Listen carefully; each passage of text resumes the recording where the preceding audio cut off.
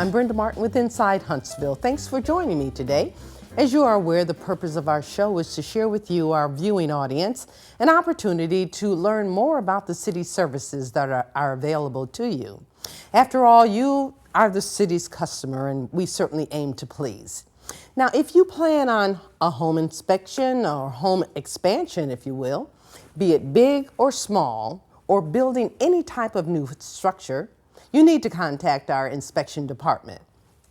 And here to tell you why and to share with you how this department can save you money and prevent you from fraudulent predators is Randy Cunningham, the director of Huntsville's Inspection Department. Welcome, Randy. Good morning. Thank you for having me. I appreciate you being here on the show and taking time from what I know is to be a very busy schedule for you, especially around this time of year. Now, you've been with the city some 30 years. Tell us about the man that wears the hat, that is the director of the inspection department. Well, I was born and raised in Danville, Illinois. Okay. I've worked in construction the majority of my life. Moved to Huntsville in 1978 with a construction firm to operate an office here. My wife and Sherry and I we both are employed by the city. Mm-hmm. I had worked for that company about 6 or 7 years when an inspector for the city actually approached me to come to work for the city. Took the opportunity, and basically I've worked in every aspect of the inspection department since I came on board in '85. And here I am today. And what's interesting is that not many city employees, even though we have long-term employees, but many of them move around from department to department. You have stayed in the inspection department all those years. The department, number one, is a great place to work. It's a family kind of an area. The people that you get to know, that you deal with every day, the contractors, the individuals, people in different departments that you deal with all the time, it makes it easy to stay in one place because it is such a good environment, mm-hmm. and I've really enjoyed it. That's great. Now, this next question, I am not going to paraphrase. I'm going to read it verbatim because I want our viewing audience to understand exactly what your goals are, what the goals of the inspection department. And it is to provide protection for the health and safety and welfare of the general public in relation to the use and occupancy of structures by enforcement of adopted building codes and to protect the general public from abuse by unlicensed contractors and subcontractors by enforcement of contractors' licensing laws. Now, that is a mouthful, but what I understand is extremely important. Tell us why. Well, the city has adopted minimum standard codes for all the years that I've been here. You have to have a guideline by which you look at the work that goes on everywhere. Mm-hmm. And the codes are basically minimum standards. So we hold them to at least those standards, and if they can do that, that's what we require. As far as licensing, everyone that works within the city of Huntsville, be it electricians, plumbers, carpenters, you name it, they all have to be licensed. And to be licensed with us, they also have to be insured. So when they're working on your property, if they damage your property or if the work that they do causes damage to your property, it's good to know that they have an insurance that will cover you that in the course you can fall back on. So it's important, number one, to have a minimum standard to work to, and also to require a privilege license of everyone that works in the city mm-hmm. to be on your property that has insurance. Now, the inspection department is often thought of as the city department that's preventing me from doing my job. Unfortunately, sometimes you get the bad guy name, basically for doing your job. But you know, if you're not doing your job, you're not protecting the citizens and or the subcontractors and contractors. Elaborate on that a little bit more. Certainly. Well, as I mentioned, the codes are only minimum standards. And if we require a permit to be issued to a job, And that's any job that's over $250 in material and labor, or anything that's structural in nature. They have to have a permit for. If you don't meet those minimum standards, of course, we have to inspect them, and if they don't, then they have to correct whatever shortcomings they may have. It's crucial for people because we're really, between a building owner, homeowner, and a contractor, we're the only point between those two to maintain that balance. And I think that's why we're extremely important. Very important. Now, what's interesting to me is that as we talked and I visited the department, to find that you have 15 field operators, field inspectors for building, plumbing, electrical, gas, and a mechanical, landscape, to name a few, plus one license and permit enforcement officer. Now, all of you cover 213 square miles. In other words, the entire city. You also talked about the type of experience that your employees must have. Yes, ma'am. In order to get a job in your department. Talk about that. Well, our department has always gone about things a little different.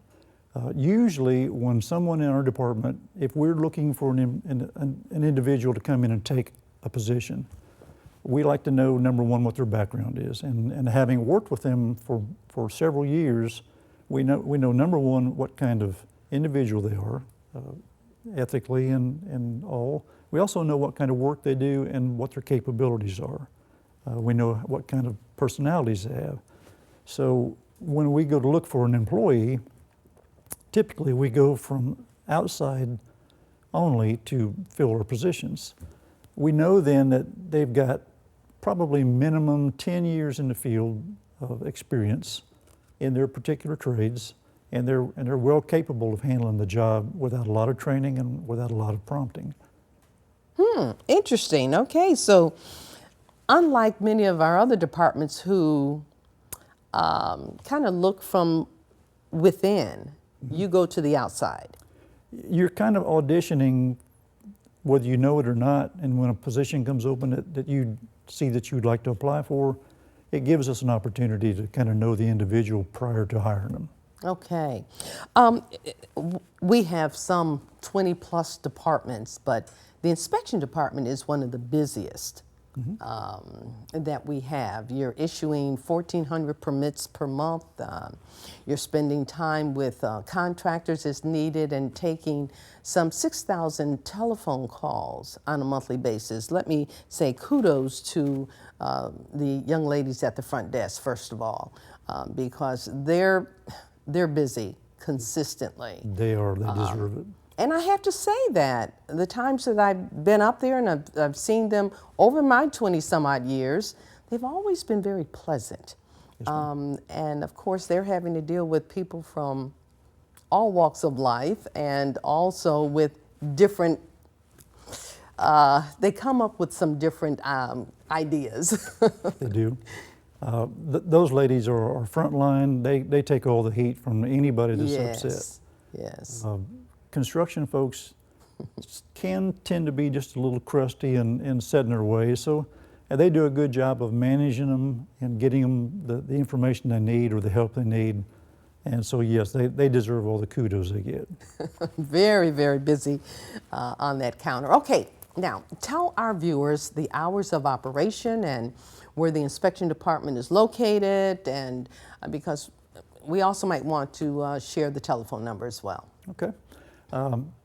If you're familiar with where the old public library used to be at 320 Fountain Circle, that's where we're located today.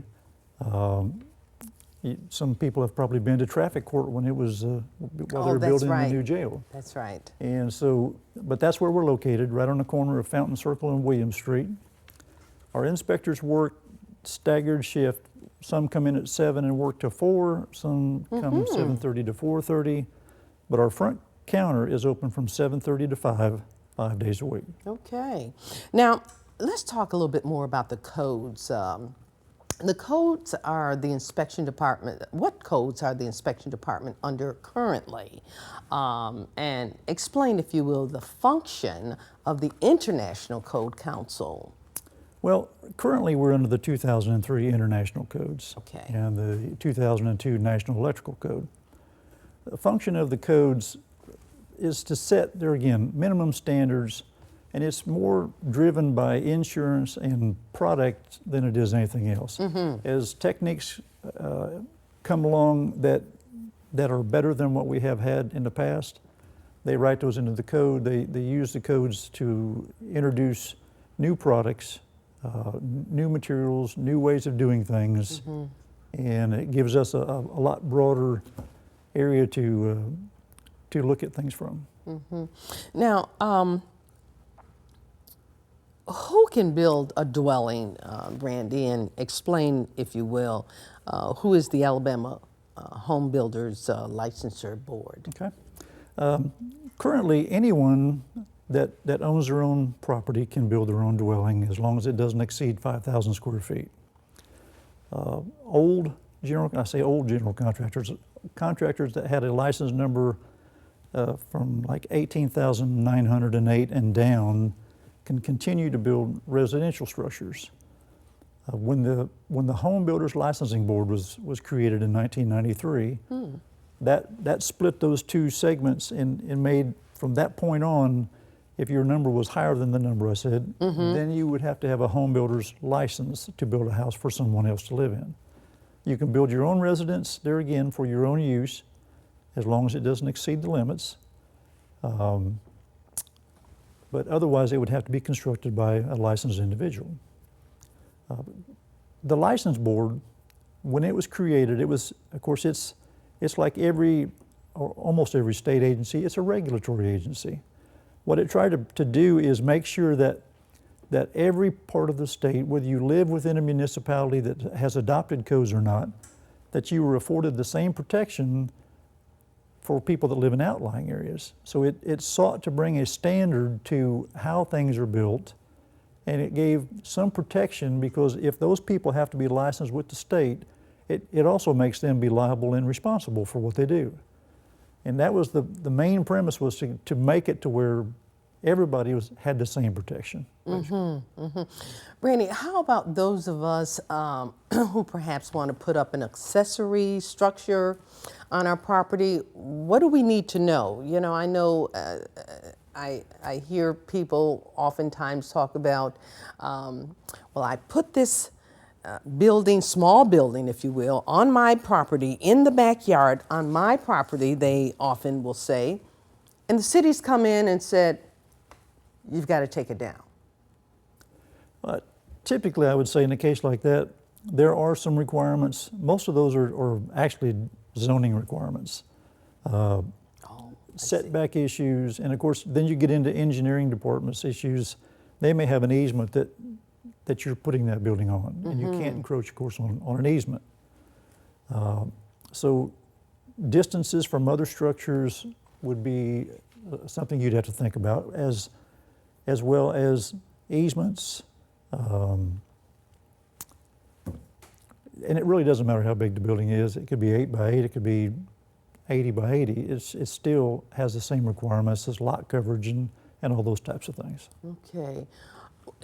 So what should one do if they're interested in building something? I mean, what should be the first thing that a citizen should, what department should they call, I guess I should say? Well, I guess from the standpoint of whether you can place it or not, it would be the zoning department. Okay. Zoning part of planning. Once you determine that you're okay to put the building there, then of course you'd come to our department to get a building permit. And then of course we would make inspections during the course of the construction. Well, okay. So, well, I understand also that one doesn't need a permit if you are installing a fence on your property. What's the difference? Well, by the zoning ordinance. The zoning ordinance doesn't classify a fence as a structure. We only sell permits for items that are classified as a structure, which is typically a roofed over building of some kind. let's talk about the cost of these licenses and the cost of the permits. And We have, I think we're the best deal in the state as far as permits. We've held the line on permitting costs over the years. In the downturns of 2007 and 2008, some municipalities and some even county agencies raised their rates. We've kept our rates down to help the contractors get back on their feet, pretty much. Typically, a building permit that would cover anything up to a $2,000 cost is $11. We're not in the money-making business. It's just the permit gives us the right to go on your property. And without that permit, we don't have the right to be there. So it just really gives us a right to be on your property and make inspections to make sure that your building is correct as far as construction. now, when one of your inspectors go on the property, when do they go on the property if you're building a home? At what point in time? Well, it depends on the trade. We make several inspections on a residence, on a new residence. We would make a footing or a slab inspection, typically initially, and then we possibly would do a foundation if it's a poured footing with a block foundation and wood floor system. We'd also make a framing inspection when the building is dried in and the roof is on it. And then when all the trades are finished, you would do a final inspection. But during that whole course of things, we will have several inspections on the roof, on the electrical, slabs on the plumbing, roofs on the plumbing, gas and mechanical systems. So we may make as many as 20 inspections On that one location? on one residence. Okay, so you're constantly there. We're there a lot. We are. What about old structures? If you're, in terms of the inspection, how often would if you have an existing home and you're adding on, when would the inspectors come out for that? Well, we also have adopted the existing building code. It's an international existing building code. So, and that covers any structure that was built prior to the time that the codes that you have in place have been adopted. So we would not look at anything inside the home unless you were doing work inside of the home, only on the addition that was being constructed. So we would do, there again, either footings or slab inspections and the typical amount of inspections, just like you would do for a new dwelling. Sure. Okay. Great. One other thing, talk about your landscape inspector. What does he or she do? Well, in this particular time, it's a he. Okay. And he has a degree from Auburn in forestry and plant work, and so he's very qualified to do what he does. Every commercial building that's built always has a landscape plan. They have to landscape all the parking areas to a minimum standard there again that is designated by the zoning ordinance. And he maintains, and they have to maintain those plants for at least a year in a healthy state. So he makes the inspections during, after, and a year down the road to make sure that the plants that have been installed have made it through at least one growing season. Great. Explain setback lines and how are they measured? Setback lines are the minimum distance that a structure can be placed with respect to a property line. Every new house has got at least 4 setbacks. They've got a front yard setback, a rear yard setback, and then 2 side yards. And those are measured perpendicularly from the property line to the closest point of the foundation of the building. Okay. Now, there's a lot of building going on in the city, as you know. The mayor mentioned this during his State of the City address a couple of weeks ago. Huntsville is looked upon as a vibrant, desirable, and livable city. So there's much growth going on, residentially and commercially. Now, when does one need a building permit? And how does the city hold contractors and subcontractors responsible? And this is a question that many of our viewers are very, very interested in. as I said earlier, any time that you have a combination of material and labor that exceeds $250, you must have a building permit. Anytime that you're doing a change out of mechanical equipment, a change out of an electrical service, upgrades to your plumbing system, replacing water heaters and things of that nature, you have to have permits to cover all that. About the only thing that you don't need a permit for is if you're going to paint a structure inside or out, or if you're going to replace floor coverings such as carpet and vinyl and things of that nature. There again, with the licensing requirements that we have, that gives us an opportunity to interact and more or less keep the contractor or subcontractor kind of within the lines. So if you don't have a permit to keep those checks and balances in place, then basically they're allowed to do whatever they want to do. So it is very important for us to be able to have the permits in place. They're again giving us the right to be on your property. That's the only way we can protect you, is to make sure that whenever you hire someone to do those kind of jobs, make sure that they do have those things in place. We can't protect you if we don't have those. So if there's a takeaway for our viewers today, it would be no matter the type of construction, the contractors must have a license. That's correct. And we should ask them. Absolutely, and that's something that we've asked people that have complaints and problems, and they always say, well, you know, he told me he had a license. But did you see it? But did you see it? Okay. And unfortunately, most people don't go so far as to make sure that whoever's doing the work, number one, is licensed. And there again, licensing can be in 3 or 4 different forms. You have to have a county license, number one, in one county of the state. You must have a license in every municipality that you work in that has an adopted code standard. And on certain sub-trades, you also must have a state card issued by the state electrical board or the plumbing board or the gas fitters board or the HVAC board. So all these things, you know, if you would just, and I forgot of course the home builders, but the home builders licensing board, if it's in excess of $10,000, they must hold a home builder's license. Oh, okay. So anytime that you have like a dwelling addition or a remodel that goes over 10,000, the individual you hire must have that home builder's license. And they have a card that they can show you, and we always say, just show me the card. Show me the card. Show me the card.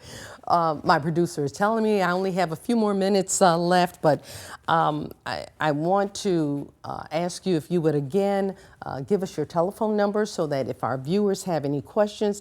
I think the thing that we want to stress also, if our viewers are going to build anything or thinking about building, call the inspection department. Absolutely. Let's get some information before you move forward. We're much more able to help you if we get it from the start, instead of coming in on the backside, which happens a lot. We are a good source of information. Also, the Huntsville-Madison County Builders Association is another real strong group to use as far as finding the right people, finding the right contractors or subcontractors. But call one of us just so you don't make the mistake up front. Right. And it makes it a whole lot easier to draw things back into compliance. So that phone number is? If the main line is 256-427-5331, or I'll even give you my direct line, and I'm available all the time. My number is 256-427-5342. And we'll have those numbers put up on the screen. Thank you so much, Randy, for stopping by and sharing with our viewers how they can best be served by the city's inspection department.